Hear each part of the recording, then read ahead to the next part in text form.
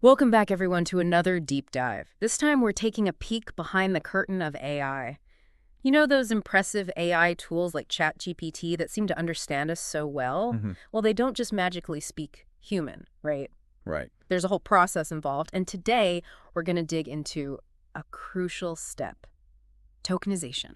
Exactly. It's fascinating how these models break down language into smaller bits they can process. It's like giving them building blocks so they can learn to build, whole sentences and ideas. Yeah. And we're actually looking at a paper called Over-Tokenized Transformer Vocabulary is Generally Worth Scaling. Pretty dense title, That's how it's all. but essentially it proposes a new method called over-tokenization that could be a real game changer for these models. The researchers are really excited about it. It addresses a big challenge we're facing right now. We're always trying to push these models to be bigger and better, Right. but the way we currently tokenize text is becoming a bottleneck. So it's like trying to build a skyscraper with the tools for a birdhouse. Huh. I like that analogy. Yeah. You need the right tools for the job. Exactly. And over-tokenization gives us a more powerful tool set. Instead of just breaking down words into single letters or basic units, it uses a much larger vocabulary Oh, wow. and breaks words down into even smaller pieces like groups of letters. Kind of like n-grams, if you're familiar with those. So it's almost like giving the model a super detailed dictionary to work with? Precisely. It lets the model grasp a lot more nuance and meaning from the text. That's awesome. And what's really cool is that it doesn't significantly increase the computational cost. Really? So it's not like we need a supercomputer to make this work? Not at all. They found ways to make it very efficient. Efficient how? Like, I'm curious about how they manage that. Think of it like having a massive library full of books, but you only need to read a few specific pages for your research. Okay. The model works in a similar way, accessing only the information it needs at any given time. Oh, So it's very targeted. that makes a lot of sense. Yeah, So with this new method, are they seeing like a performance boost? absolutely. Models using over-tokenization can actually reach the same performance level as models 2.5 times their size, Wow. and without needing any extra training data. It's like getting a free performance upgrade just by changing how you prepare the data. That's incredible. So it's doing more with less. Exactly. What other insights did they discover about this over-tokenization approach? Well, they uncovered a fascinating relationship between the vocabulary size and the model's performance. It turns out that the larger you make the vocabulary, the better the model performs. Okay. But there's like a logarithmic relationship, so the improvement gets a bit less pronounced as you go, Yeah. kind of like a diminishing returns thing. Ah, that makes sense. Yeah. So over-tokenization is already looking pretty powerful, but I'm guessing there's even more to it, right? The research paper mentioned something called over-decoding too. What is that exactly? Over-decoding that focuses on expanding the vocabulary the model uses to generate text. The output side of things, if you will. Yeah. So it's like giving the model a wider range of expressions to choose from I see. so it can be more precise. So if over-encoding is about expanding the model's understanding, over-decoding is like refining its ability to express itself. You got it. And when you combine the two, you get what the researchers call the over-tokenized transformer. Right. That's the ultimate goal. So a model that can understand more deeply and express itself more effectively. All right. Wow, what kind of impact could this have on AI's future? That's where things get really interesting. So we've got this model that can like understand and express itself better. What kind of possibilities does that open up? Oh, so many. I mean, imagine applying this over-tokenization not just to text, but to other types of data too, Like what? like images, audio, stuff like that.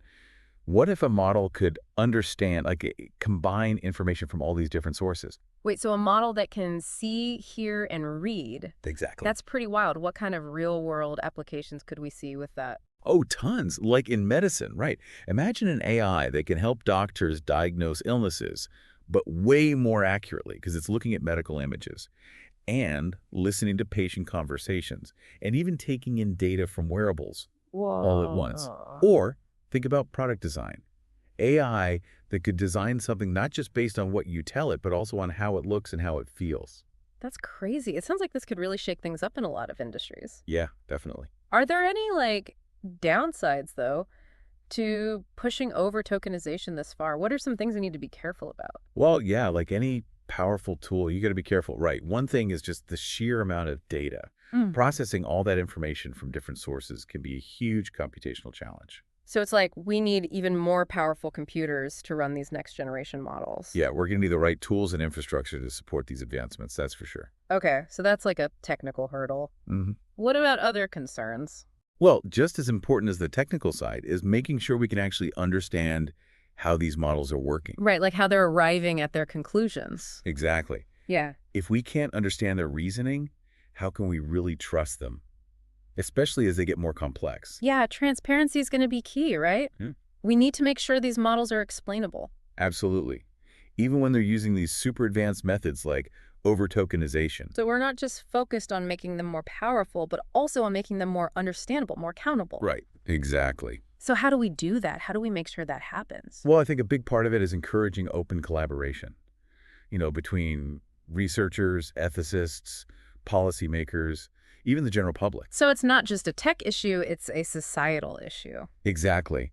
We need to have a conversation about AI, establish clear guidelines for how it should be developed and used, especially as it gets more powerful. It sounds like it's going to take a collective effort to make sure we're steering this technology in the right direction.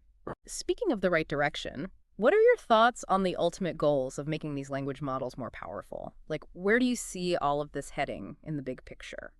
Honestly, I think the real potential of AI is to help us solve some of the really tough problems facing humanity, Okay.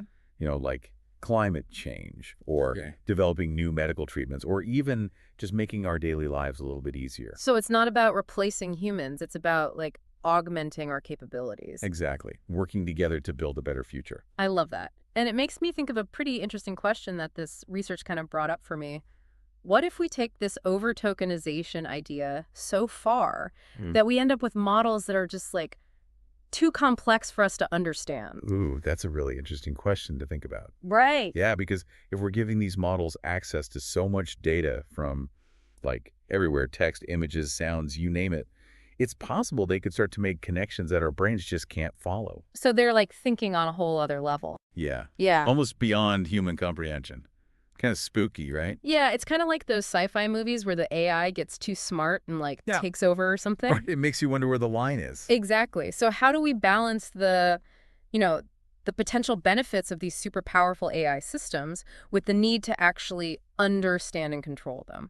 It's a tough one, for sure. And it's not something scientists can figure out alone. You know what I mean? Right, it's bigger than that. Yeah, we need everyone at the table, ethicists, policymakers, the public. We need to figure out clear guidelines for how to develop and use AI responsibly, especially as it gets more advanced. So it's not just about the technology, it's about the ethics of it all. Exactly. As we get deeper into things like over-tokenization, we can't lose sight of the fact that these are tools at the end of the day.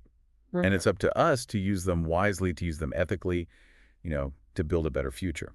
Well said. This has been such a fascinating deep dive. I mean, we started with looking at how this over-tokenization could change how we build language models. And then we got into all these different applications.